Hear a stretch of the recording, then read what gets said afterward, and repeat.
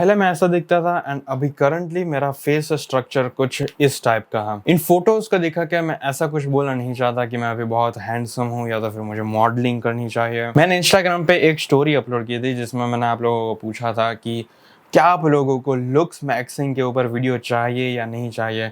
आप लोग बोर हो गए हो इस लुक्स मैक्सिंग एंड मॉगिंग के ट्रेंड से, लेकिन मेजोरिटी ऑफ द लोगों ने ऐसा बोला कि उन लोगों को चाहिए वीडियो। इसलिए मैं इस पूरे वीडियो में जिम के अंदर भी मैं बस लुक्स मैक्सिंग के ऊपर ही बात करने वाला हूँ। जिन लोगों को नहीं पता कि ये ट्रेंड एग्जैक्टली क्या रिप्रेजेंट करना चाहता है, तो उसके लिए मैं एक छोटा सा डिस्क्रिप्शन दे देता हूँ आप लोगों को। अगर मैं बहुत दूर से इस ट्रेंड को देखूँ तो फिर मैं ऐसा बोल सकता हूँ कि ये ट्रेंड प्योरली इसके लिए है कि हर किसी को अपने लुक्स को इम्प्रूव करना चाहे ताकि वो अच्छा दिख सके। अब इसके रिस्पॉन्स में आप लोग ऐसा बोल सकते हो कि ऐसा करने की क्या ज़रूरत है, हम सब लोगों को अपनी स्किन के अंदर खुश रहना चाहिए। एंड मान लो कि अगर हम अपने आप को इम्प्रूव करने की ट्राई भी करने लगे तो फिर वो ऐसा हो सकता है कि हम अपने आप को इन इंस्टाग्राम मॉडल्स से कंपेयर कर रहे हैं। एंड हम सबको पता है कि वो मॉडल्स भी सिर्फ एक स्पेसिफिक टाइम पे इतना परफेक्ट लगता है, वो भी हमेशा इतने अच्छे नहीं लग पाता। एंड हम लोग अपने आप को इन लोगों से कंपेयर कर रहे हैं जो ये चीज़ प्रोफेशनली कर रहे हैं। आपका पॉइंट तो सही है, लेकिन इस ट्रेंड का मकसद ये नहीं है, और एटलीस्ट मैं इस ट्रेंड को इस नज़रिए से नहीं देखता हूँ। अगर आपके लुक्स ठीक ठाक है या तो फिर आप 10 आउट ऑफ 4 हो तो फिर आपके अंदर इतना पोटेंशियल है कि आप 3 या 4 पॉइंट से अपने लुक्स को इम्प्रूव कर सकते हो। लेकिन हम लोग ये चूज करते हैं उस 4 पॉइंट वाले फेस को 7 पॉइंट्स तक नहीं ले जाने का, क्योंकि वो मुश्किल है एंड उसके लिए डिसिप्लिन लगता है। आपको हर रोज एक रूटीन फॉलो करना पड़ेगा एंड उसके साथ स्टिक्ड रहना पड़ेगा। एंड अगर आपने वो रूटीन छोड़ दिया या तो फिर आप बोर हो गए तो फिर आप अपने लुक्स को इम्प्रूव नहीं कर पाओगे। एंड ये जो कमेंट करते हैं उस इंस्टाग्राम रील्स में कि ये लुक्स मैक्सिंग ट्रेंड पूरा बेकार है एंड ये मॉगिंग ये चीज चाइल्डिश लग रही है, वो लोग वही होते हैं जो अपने आप के लिए एक रूटीन नहीं बना सकते। एंड जो दूसरे लोग ये रूटीन फॉलो करने की ट्राई करते हैं एंड अपने लुक्स को इम्प्रूव करने की ट्राई करता है, उन लोगों को भी वो नीचे गिराने की ट्राई करता है, क्योंकि उन लोगों को ऐसा लगता है कि अगर वो नहीं कर सकते तो फिर दूसरों लोगों को भी अपने लुक्स को इम्प्रूव नहीं करना चाहिए। क्योंकि अगर हर कोई अपने लुक्स को इम्प्रूव करने लगा एंड हर कोई अच्छा दिखने लगा तो फिर एट द एंड वही लोग ऐसे होंगे जो दिखने में बदसूरत होंगे। ओके, सो यही है ओवरव्यू। एंड इसमें कुछ अलग अलग प्रकार के टर्म्स है like mogging, edging and rope maxing. और भी थोड़े टर्म्स होंगे लेकिन वो सारे टर्म्स नेसेसरी नहीं है। मॉगिंग का मीनिंग ये है कि मान लो कि दो इंसान बातचीत कर रहे हैं एंड एक मैं हूँ एंड मेरे साथ मेहुल खड़ा है एंड हम लोग बात कर रहे हैं।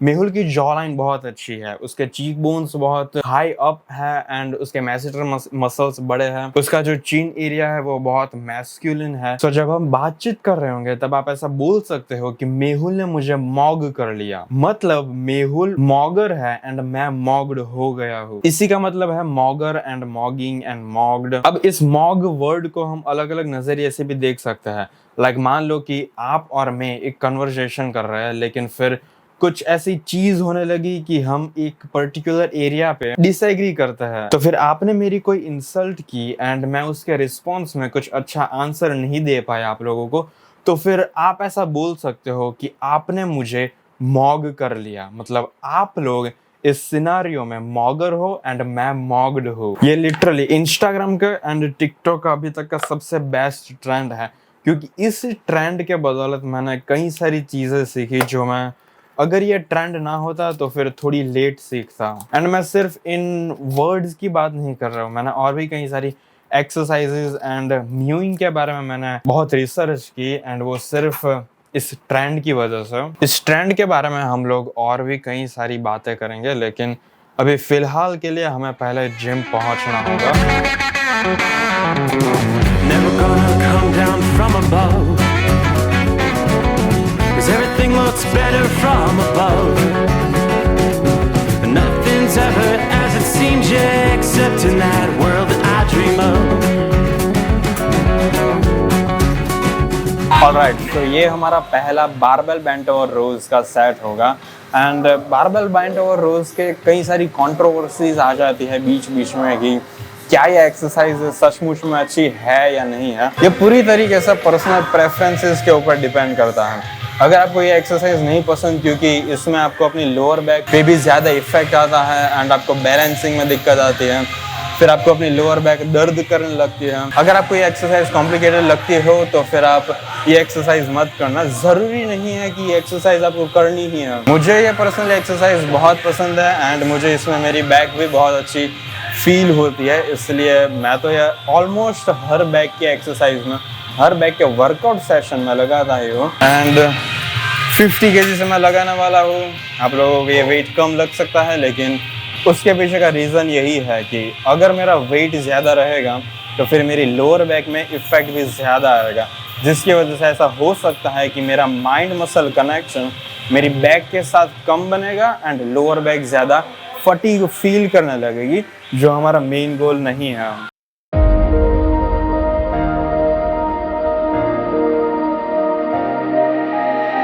It's been a while since I've seen your face. How you been? I'll admit I've really missed this place. Just so you know you haven't been replaced, 'cause I still think of you now like nothing has changed. And we just can't deny our hearts are beating time. We're both still synchronized, whoa. And we can't let a lie in between you and I. There's always love we hide, but it's always with you. It's always with you.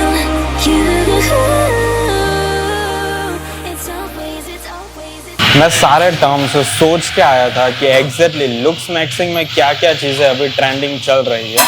तो उसमें से दूसरा एक term ये है कि अगर आपके लुक्स अच्छे नहीं हैं एंड आपने सारी चीज़ें कर ली जिससे आपके लुक्स अच्छे हो सकते थे, लेकिन फिर भी आपको कोई रिजल्ट्स नहीं मिल रहे हैं, तो फिर आपको रोप मैक्सिंग करनी पड़ेगी। एंड रोप मैक्सिंग में बेसिकली आपको पंखे के ऊपर डोरी लटकानी है एंड उसमें अपना गला घोट के, लेकिन वो ऑब्वियसली एडवाइजेबल नहीं है एंड वो करना भी नहीं चाहिए।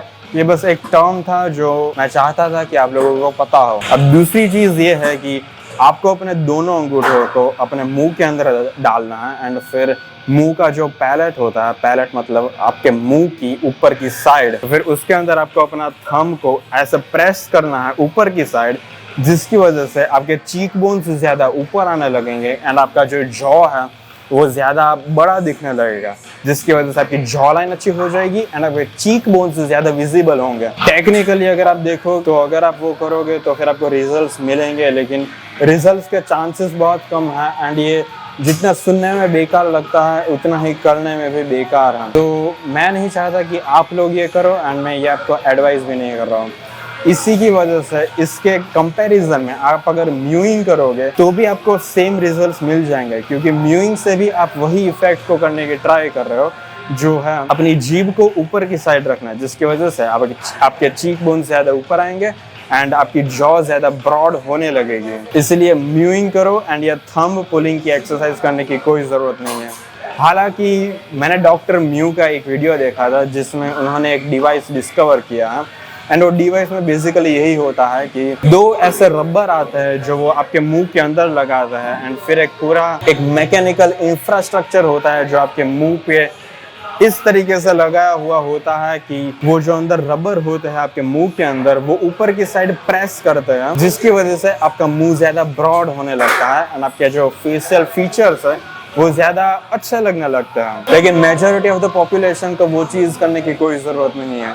हम लोग अगर सिर्फ म्यूइंग करेंगे तो भी हमारे फेशियल फीचर्स जैसे थे उससे कहीं ज्यादा अच्छे हो सकते हैं। फिर तीसरा है बोन स्मैशिंग, जिसके अंदर हम लोगों को किसी औजार से अपने बोन्स को हिट करना होता है एंड उसके पीछे का रीज़न सिंपल है कि अगर हम अपने मसल या तो फिर अपने बोन को मारेंगे या तो फिर उसके ऊपर प्रेशर रखेंगे, तो फिर हमारी ह्यूमन बॉडी इस तरीके से ग्रो हुई है कि अगर हम अपने बॉडी पार्ट की किसी भी जगह पे प्रेशर अप्लाई करेंगे तो फिर वो ग्रो होंगी।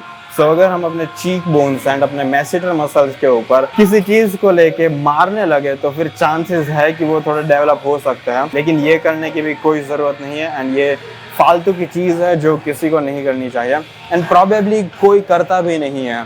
ये बस एक मीम है जो मीम की तरह ही लेना चाहिए। फिर एक गुआ शा करके इंस्ट्रूमेंट आता है जो पता नहीं किस चीज़ से बनता है, मुझे उसका नाम याद नहीं है, लेकिन वो बेसिकली काम ये करता है कि आपके स्किन के ऊपर जो भी डेड स्किन होती है उसको रिमूव कर देता है एंड आपका जो स्ट्रक्चर होता है फेस का उसको ज़्यादा डिफाइंड बनाता है। सो अगर आप उस गुआ शा को लेकर अपनी जॉ के नीचे ऐसा प्रेशर लगाओगे तो फिर ऐसा हो सकता है कि आपकी जॉ लाइन ज़्यादा डिफाइंड बन सकती है, लेकिन मुझे नहीं लगता कि वो काम करता है। एंड अगर आपको गुआ शा जैसी चीज़ यूज़ करनी हो तो फिर उसकी जगह पे आप बस एक सिंपल चीज़ कर सकते हो जिसके अंदर आपको फेस वॉश या तो फिर क्लेंजर से, जब भी आप अपना फेस वॉश कर रहे होते हो तब आपको अपने नकल से अपने चीक बोन्स का ये जो एरिया होता है वहाँ पर अच्छे से इस तरीके से प्रेशर अप्लाई करना है, जिसकी वजह से वो सेम चीज आपको फील होगी जो आपको गुआ शा से फील होगी। गुआ शा एक फालतू का इंस्ट्रूमेंट है, वो सारी जॉ एक्सरसाइजर चीजों की तरह जिसको आपको परचेज करने की कोई जरूरत नहीं है। फिर एक और चीज है आई पुलिंग करके, जिसमें आपको अपनी आंख की ऊपर की चमड़ी को इस तरीके से नीचे लाना होता है, लाइक खींचना होता है। एंड उसके पीछे का रीजन भी यही है कि हमारी बॉडी इस तरीके से ग्रो हुई है कि अगर हम किसी भी बॉडी पार्ट को स्ट्रेच करेंगे या तो फिर उसके ऊपर प्रेशर अप्लाई करेंगे तो फिर वो उस डायरेक्शन में ग्रो होने लगेगी। तो अब अगर हम अपनी आई के ऊपर की चमड़ी को नीचे प्रेशर लगाएंगे तो फिर ऐसा हो सकता है कि आप लोगों को हंटर आइज देखने को मिलेगी, लेकिन वो चीज भी इतनी रियलिस्टिक नहीं है एंड वो चीज भी आपको नहीं करनी चाहिए, इसलिए वो भी मत करना। ये एकदम नई एक्सरसाइज है जो अभी हमने रिसेंटली अपने हॉरिजॉन्टल पुल सेशन में ऐड की है। ये एक्सरसाइज टू बी ऑनेस्ट मुझे लगता नहीं है कि मैं फ्रीक्वेंटली करने वाला हूँ क्योंकि इसमें कुछ खास फील नहीं हो रही है मेरी बैक, लेकिन कोई बात नहीं। शायद उसका रीज़न ये हो सकता है कि ये एक्सरसाइज मैंने बहुत बार नहीं किया इसलिए इसमें प्रॉपर फील नहीं आ रहा है मुझे। रिलैक्स की पोजीशन गलत थी।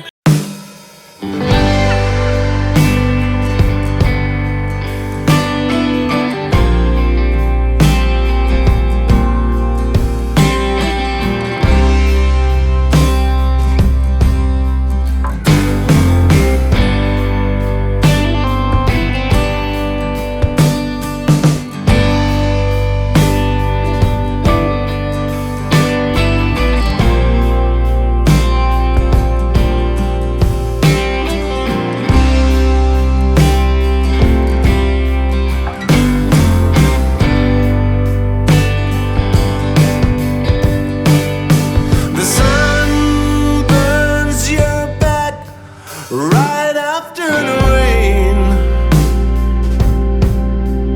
crimsons your skin after softening your bones. They all keep saying आज हमें सारी हॉरिजॉन्टल एक्सरसाइजेस परफॉर्म करने से, लेकिन अब तीसरी एक्सरसाइज कोई अच्छी हॉरिजॉन्टल मूवमेंट हमें मन में आ नहीं रही एंड कोई और एक्सरसाइज करने का हमारा मन नहीं है, इसलिए हम close grip lat pull downs करने वाला है क्योंकि वो एक्सरसाइज हमारी one of the most favourite back exercise है। उसमें बैक बहुत अच्छी फील होती है इन कंपैरिजन टू वो जो नॉर्मल लैट पुल डाउन्स आती है, क्योंकि कोई भी बैक एक्सरसाइज आप परफॉर्म करो तो उसमें जब भी आप कोई ऐसी ग्रिप परफॉर्म करो जिसमें आपके दोनों हाथ के बीच में स्पेस कम है तो फिर आपको ऑटोमेटिकली अपनी बैक ज़्यादा अच्छी फील होने लगती है। उसके पीछे का एग्जैक्ट रीज़न तो मुझे भी नहीं पता, लेकिन ये एक फैक्ट है जो आपको पता होना चाहिए क्योंकि बारबेल बेंट ओवर रोज जो हमने की उसमें भी हम जितना हो सके उतने हम अपने हाथों के बीच में गैप कम रखते हैं ताकि हमें हमारी बैक ज़्यादा अच्छे से फील हो। एंड वही एक रीज़न है कि हम नॉर्मल लैट पुल डाउन्स की जगह close grip lat pull downs करने वाले हैं।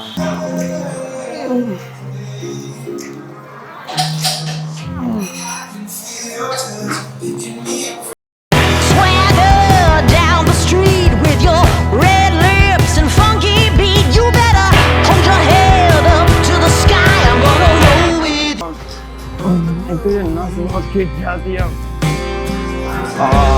second start to the right, take a hot air balloon.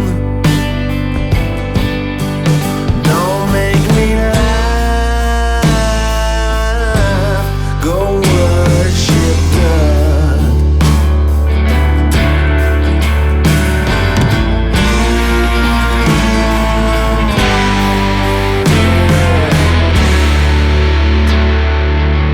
आज हमारा लॉन्ग बाइसेप ट्रेन करने का दिन था, लेकिन मेहुल सर को अचानक ऐसा लग रहा है कि उनके लॉन्ग बाइसेप्स है, जिसकी वजह से हम लोगों को आज शॉर्ट बाइसेप्स ट्रेन करने पड़ेंगे, ताकि ऐसी पॉसिबिलिटीज इंक्रीज हो जाए कि उनके शॉर्ट बाइसेप भी ग्रो होने लगे लॉन्ग बाइसेप्स के साथ साथ। वो रनिंग वाली पोजीशन में जो मैं लेता हूँ वो वाली लेके कर, उसमें ज़्यादा अच्छा इफेक्ट आएगा। रनिंग वाली पोजीशन ले,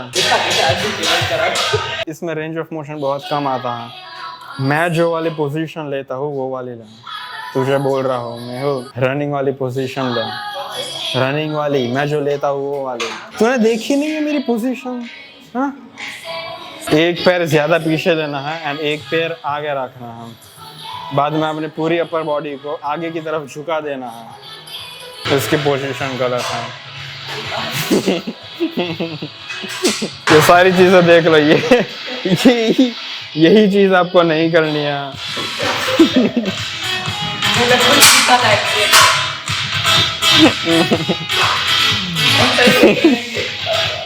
यही सेम पोजीशन पे ही लगेगा। झूठ। तुझे पता है तुझे एक्चुअल में क्या करना चाहिए? सारे वर्कआउट सेशन में तुझे बस देखना चाहिए कि मैं किस तरीके से सारी एक्सरसाइजेस परफॉर्म करता हूँ। जब भी मैं अपने बाइसेप कर्ल्स लगाऊं, तब तुझे मेरे बाइसेप्स के ऊपर अच्छी तरीके से फोकस करना है, ताकि मेरे भी बाइसेप बन जाए। मैं उस पॉइंट पे आ रहा हूँ, लेकिन एक प्रिसाइज डिस्क्रिप्शन देना जरूरी है, ताकि लोगों को इसकी इंटेंसिटी पता चल पाए। लोगों को पता होना चाहिए कि मैं मजाक नहीं कर रहा हूँ। तो काफी सीरियस बन जाता है। इतना वर्कआउट करके तो तेरी बॉडी बन नहीं रही। इसलिए ऐसा हो सकता है कि जब तू मेरे बाइसेप्स को कॉन्ट्रैक्ट होते हुए देखेगा, उसकी वजह से तेरी बॉडी एनाबॉलिक स्टेट में चली जाएगी एंड फिर शायद तेरे बाइसेप्स ग्रो होने लगेंगे। इसलिए तेरा वर्कआउट सेशन बंद कर, बस मेरे बाइसेप्स को अच्छी तरीके से एनालाइज कर।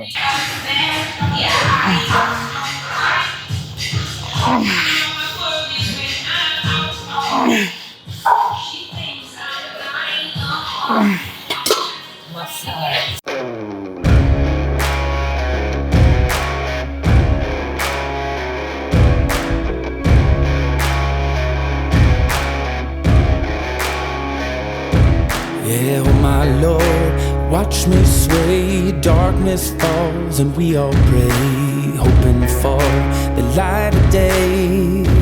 Down to the river I have held the devil's hand, felt the weight of my own sin, burdened by the heart of man. Down to the river. हम लोग लिटरली 24 की स्पीड से ज़्यादा इस इलेक्ट्रिक को नहीं चला सकते।